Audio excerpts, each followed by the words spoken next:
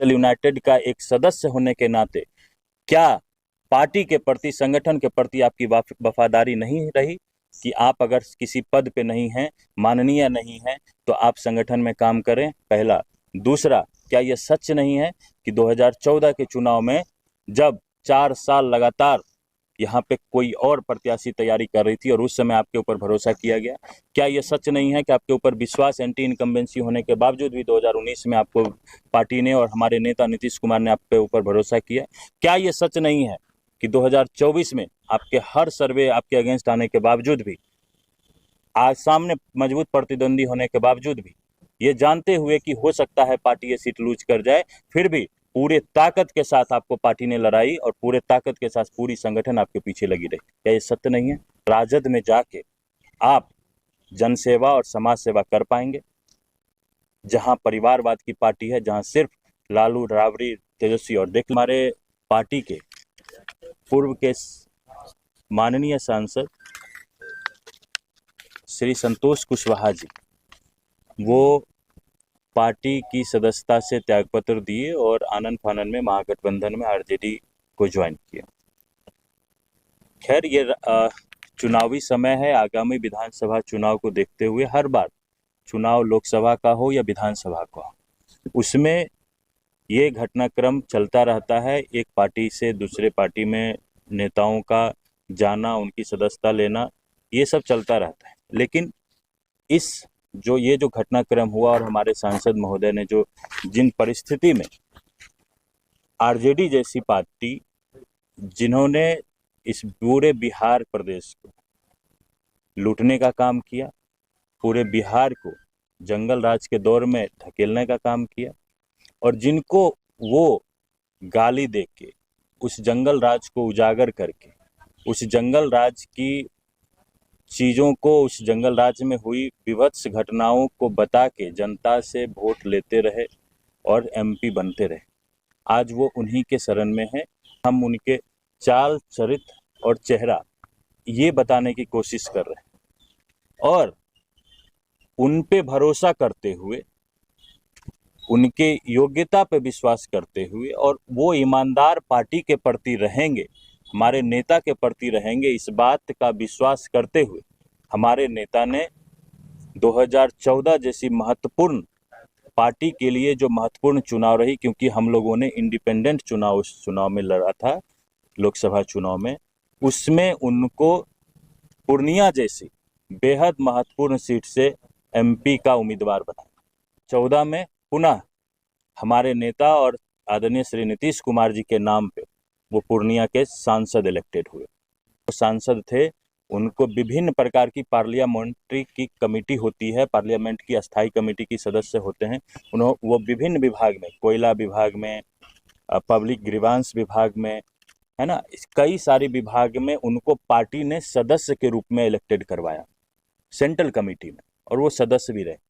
फिर उनको पार्टी ने सांगठनिक रूप से जिम्मेवारी देते हुए जनरल सेक्रेटरी, मतलब राष्ट्रीय प्रदेश के महासचिव पद पे, राष्ट्रीय महासचिव के पद पे उनको इलेक्टेड किया। संगठन की भी जिम्मेवारी उनको प्राप्त हुई। अब 2019 से 14 के बीच में वो ना तो पूर्णिया के लिए काम किए, ना ही संगठन के लिए कोई काम किए।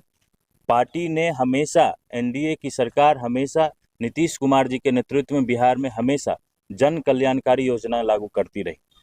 तो आपके माध्यम से जो पूर्णिया में विकास होना चाहिए, जो लगाव आपको जनता से होनी चाहिए, जो कार्यकर्ताओं से आपका संवाद होना चाहिए, वो तो आपने नहीं किया।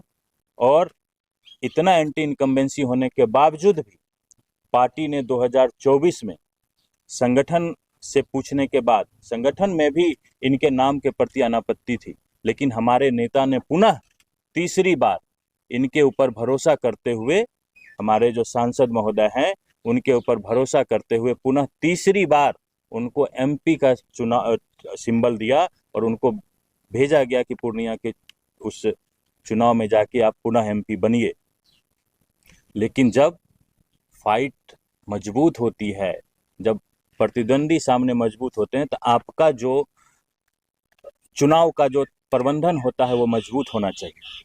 चुनाव का जो प्रक्रिया होता है, चुनाव सांगठनिक जो आपका कार्यकलाप होता है, कार्यक्रम होता है, वो मजबूत होना चाहिए था। लेकिन उनके जगह इन्होंने क्या किया, घर पे सोना पसंद किया। इनको लगा कि हम सो के नीतीश कुमार जी के नाम से पुनः जीत जाएंगे। ठीक है, आप अभी तक नीतीश कुमार जी और आदरणीय नेता मोदी जी के नाम से आप जीतते आए हैं, लेकिन आक्रोश जो जनता में रहा आपके प्रति, आप कहते हैं समाज की बात, क्या कुशवाहा समाज को आपने आज तक, मैं पूछना चाहता हूं इस प्रेस कॉन्फ्रेंस के माध्यम से, और विभिन्न आप लोग चैनल्स हैं यहाँ पे, मैं पूछना चाहता हूं, क्या आप कुशवाहा समाज से आप आते हैं, जिस समाज से आप आते हैं उस समाज के बीच आप गए? क्या उनको कम से कम, पूर्णिया की जनता छोड़ दीजिए, लोकसभा की जनता छोड़ दीजिए, कम से कम जिस समाज से आप आते हैं उनको खुश करने की कोशिश की? उनके बीच आप रहे, आप चुनाव लड़े, आप चुनाव हारे, क्या आपकी जिम्मेवारी संगठन के प्रति नहीं बनती है? मैं पूछना चाहता हूं इस प्रेस कॉन्फ्रेंस के माध्यम से, क्या अगर आप एक एमपी का चुनाव हारते हैं तो आपका जिम्मेवारी जनता दल यूनाइटेड के संगठन के प्रति नहीं होनी चाहिए कि अगर मैं चुनाव हार गया तो संगठन में अपनी जिम्मेवारी निभाता हूं, संगठन के प्रति काम करता हूं, उनके मजबूती के लिए काम करता हूं। आप चूंकि आप अपने चरित्र से, आप अपने जो आपकी जो चरित्र रही है अवसरवादी का, उससे आप इतने ज़्यादा प्रभावित हैं कि आपने उसके बाद तुरंत इमीडिएट बात आप एमएलए का सीट खोजना शुरू कर दिए, पार्टी से डिमांड करने लगे कि हमको एमएलए सीट लड़ाया जाए। क्या पार्टी में कार्यकर्ता नहीं है? क्या पार्टी में कुशवाहा के नाम पे अन्य कोई जाति नहीं है, अन्य कोई नेता नहीं है हमारे पास उस समुदाय के? क्या उनको चुनाव नहीं लड़ाएगी पार्टी? एमपी का चुनाव आप लड़ते हैं, आप हारे, आप एमएलए का चुनाव में मदद कीजिए, संगठन में कोई बड़ा पद लेके आप काम कीजिए संगठन के लिए, क्यों नहीं किया आपने?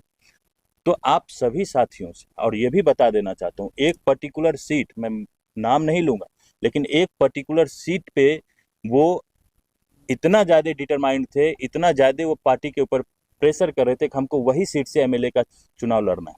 अब आप लोगों के माध्यम से उनसे पूछना चाहता हूँ कि जिस विधानसभा से आप लड़ने की कोशिश कर रहे थे, क्या उस विधानसभा में लगातार 5 साल से जो हमारे पार्टी के अन्य नेता तैयारी कर रहे हैं, क्या उनको टिकट नहीं मिलना चाहिए?